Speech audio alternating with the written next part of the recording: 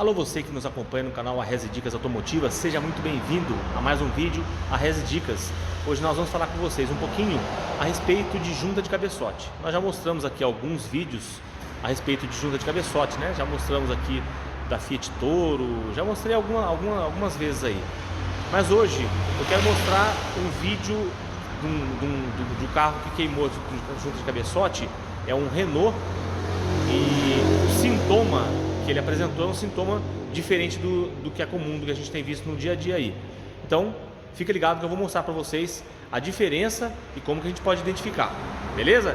Esse é mais um vídeo Arrese Dicas para você.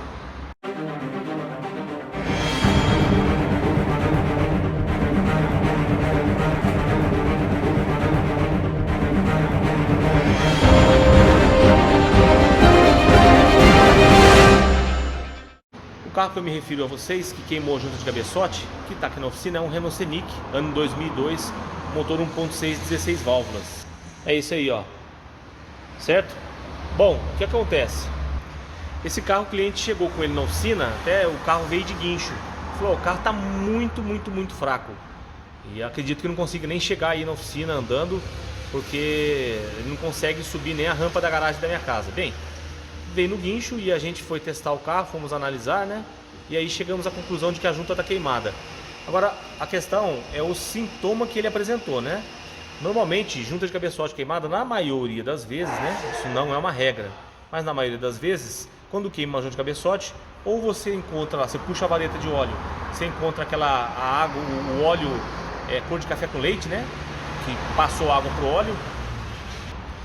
Ou então, em alguns casos, a gente vê que passa a água pro cilindro e aí sai água pelo escapamento, né? E geralmente quando acontece isso, por conta de estar o sistema de arrefecimento em contato com a compressão do motor, então as mangueiras estufam, né? Aumenta a pressão no sistema, em alguns casos chega até a estourar a mangueira, rachar a lateral de radiador. Agora nesse caso aqui, não aconteceu nenhum desses dois sintomas. O que aconteceu é que o motor perdeu potência, ficou fraco.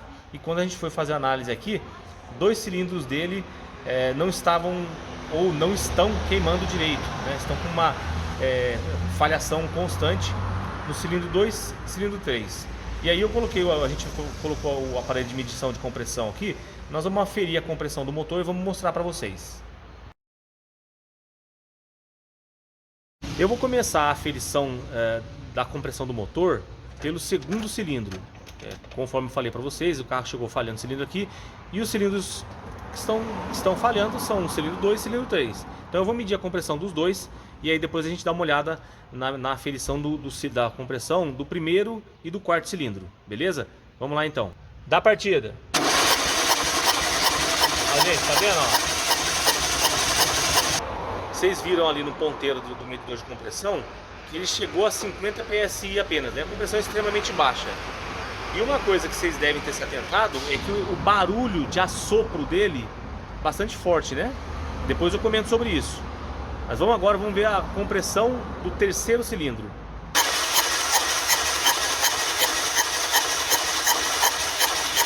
Vocês viram aí? Aqui a gente está no terceiro cilindro, né? A compressão, a mesma coisa e o mesmo barulho, assoprando, né? Agora vamos ver primeiro e quarto cilindros. Agora estamos aqui, ó, primeiro cilindro. Vamos dar partida lá. Olha lá, ó. Olha só. Vocês viram lá o ponteiro batendo em 175 PSI. Uma compressão já dentro dos parâmetros, dentro do que a gente espera de normalidade. Agora vamos ver o quarto cilindro. Por último, a gente colocou aqui no quarto cilindro. Vamos ver lá a compressão do motor agora. Ó, que beleza, hein? Vocês viram lá, esse deu um pouquinho abaixo, né? Ele chegou em 150 PSI, mas tá excelente, tá dentro da normalidade, né? Agora, por que o cilindro 2 e 3, a compressão ficou tão baixa?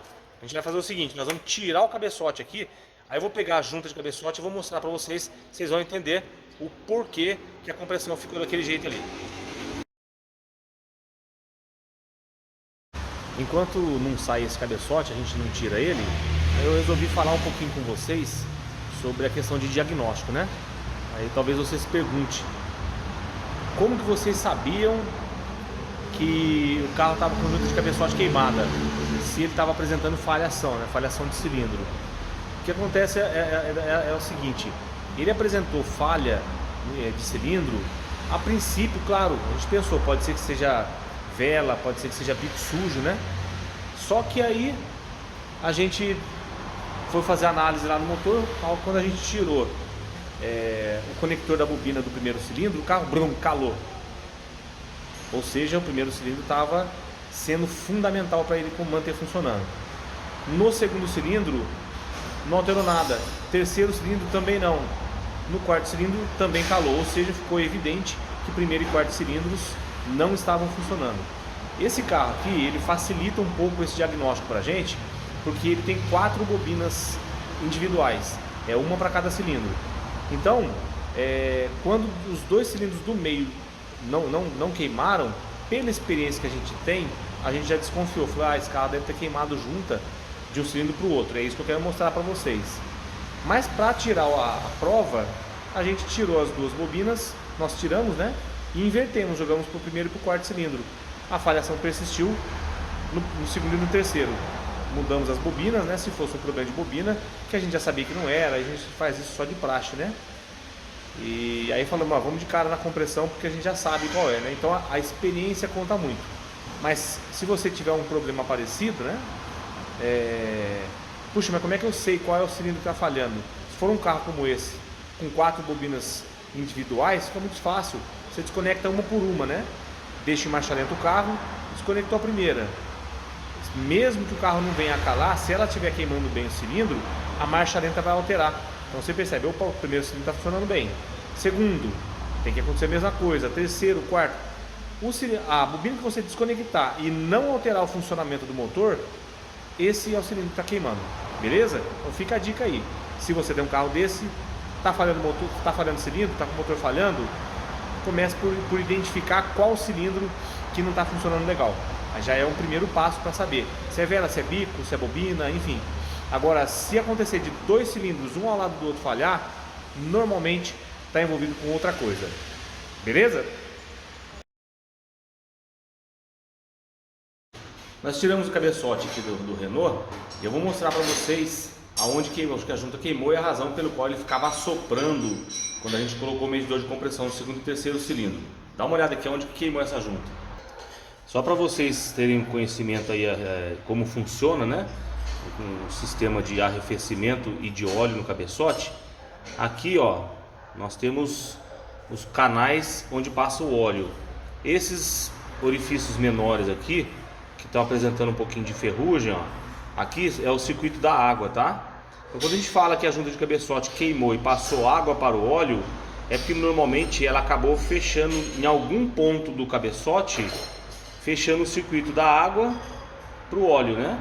Esse buraco redondo maior aqui é onde passa o parafuso de montagem, né, de fixação do cabeçote. Então não é o caso, mas normalmente passa aqui ou aqui, né? Num dos orifícios que faz parte do circuito de óleo. Tem ele para cá e tem para o lado de lá também, né? Que é onde, não esse buraco aqui, esse aqui é do parafuso, né? É de lá que vem da bomba de óleo e que aí é distribuído para o cabeçote. Bom, quando passa água para o cilindro, né? Que eu comentei com vocês que dá alta pressão no sistema de arrefecimento, é que normalmente queima de um desses orifícios que passa a água, ele queima em direção ao cilindro. Então ele abre um caminho aqui de passagem e enche de água, começa a encher de água no cilindro e sai pelo escapamento, né? Agora no caso aqui, repare que os cilindros, né, são separados pela junta, ó. Ela tem uma parede que separa e isola os cilindros, né?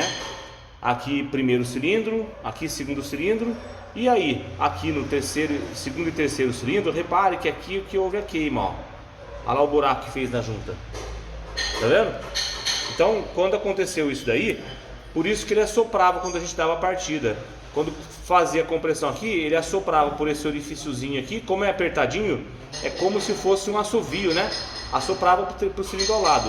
E quando a gente colocou o medidor de compressão aqui, que fechou a compressão, ele assoprava para cá. Razão pela qual os 2 cilindros estavam mortos. E aí, vamos dizer assim, Morto não, né? Tava com 50 PSI, 50 bar de pressão em cada cilindro, quando deveria ser pelo menos 120, 130 PSI de pressão. Tem visto o defeito do cabeçote que a gente mostrou para vocês, né? A junta queimada. Agora a gente vai mandar esse cabeçote para a retífica, vamos mandar passar a plana nele, né? Para deixar ele zerado, verificar retentores de válvulas, enfim, vamos dar uma geral no cabeçote para só então montar e aí resolver o problema desse motor que estava falhando aqui, que eu mostrei para vocês. Mas veja como que uma falhação, né, às vezes você pensa que é uma simples vela ou um bico sujo, né, como pode complicar, né? Nem sempre aquilo que a gente imagina ser é a realidade, é o que está acontecendo com o carro, né? Infelizmente, para o nosso cliente aqui, a despesa vai ser um pouco maior do que seria se fosse apenas uma revisão. Bom, mas agora eu quero falar um pouquinho sobre um outro assunto com vocês: combustíveis.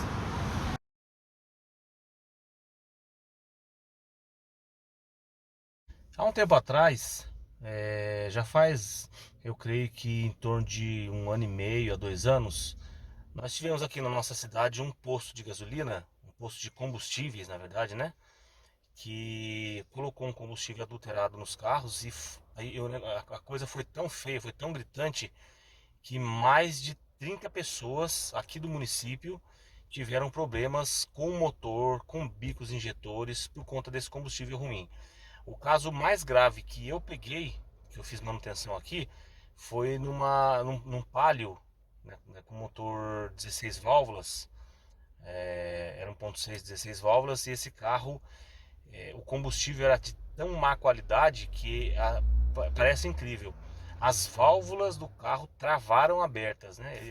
Aquele combustível foi formando uma pasta na válvula quando ela descia, né, para fazer a admissão, ia com a caloria e tudo, né, ia juntando aquela gosma na válvula, de maneira que as 16 válvulas travaram abertas e empenaram. A pessoa teve que fazer um cabeçote completo, teve uma despesa violenta, e até onde eu sei, até a última vez que eu conversei com esse cliente, ele está na justiça tentando receber uma indenização desse posto de combustíveis por conta desse problema, né? E aí foi feito na época uma análise do material coletado nas válvulas, e realmente o problema estava relacionado com solventes, né? Foi feita uma mistura desproporcional, porque a gente sabe que combustíveis, em especial o álcool, se utiliza muito solvente, né? Tanto que eu sou pessoalmente contra o uso de álcool, não uso em hipótese alguma.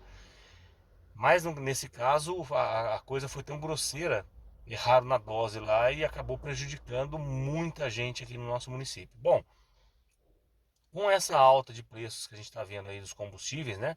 O tempo todo aumentando, subindo, subindo, subindo, tem aparecido, e eu tenho visto isso, algumas promoções assim, com um ponto fora da curva, vamos dizer assim, né? Os preços dos combustíveis variam muito de cidade para cidade, de estado para estado. Aqui, onde eu moro, o preço de um combustível num posto de bandeira, um posto que eu conheço e confio, está girando aí algo em torno de R$ 6,50 o litro. De vez em quando aparece um posto de combustíveis vendendo a gasolina, né? Que eu estou me referindo sempre à gasolina, que é o combustível que eu utilizo nos meus carros, tá? Aparece alguém aqui fazendo promoção. O litro da gasolina R$ 6,10, às vezes até menos, 6,09, 0,8. Bom, que milagre é esse? É estranho, né? Eu estou dentro de um carro que é uma EcoSport. Esse carro, o cliente chegou com a luz de injeção acesa e reclamando do desempenho do carro. Aí eu fui dar uma olhada no carro e me surpreendi. Cabos de velas são novos, velas novas, os bicos estão equalizados, estão limpos e não achei defeito nenhum no carro. Aí eu passei o scanner, só que quando eu estava fazendo o vídeo a respeito do cabeçote para vocês, um funcionário meu veio, passou o scanner, fotografou e me mandou no meu celular o código de erros e apagou a memória. Então eu não tenho como mostrar para vocês. Mas ele estava pegando sonda lambda trabalhando muito lento e sensor de detonação com problema, com falha. Ora bola, defeitos passados, né? Combustível ruim, a gente sabe que faz o carro grilar, né? O famoso bater pino. Então, a gente já imagina, o sensor de detonação ele existe justamente para isso, né? Quando o motor está tendo a pré-ignição, ou detonando, ou batendo pino, como se fala aí na linguagem popular, o sensor de detonação ele percebe isso e ele atrasa ou avança, adianta o ponto de acordo com a necessidade para eliminar esse problema. Quando ele não dá conta do recado, é porque o combustível realmente é muito ruim.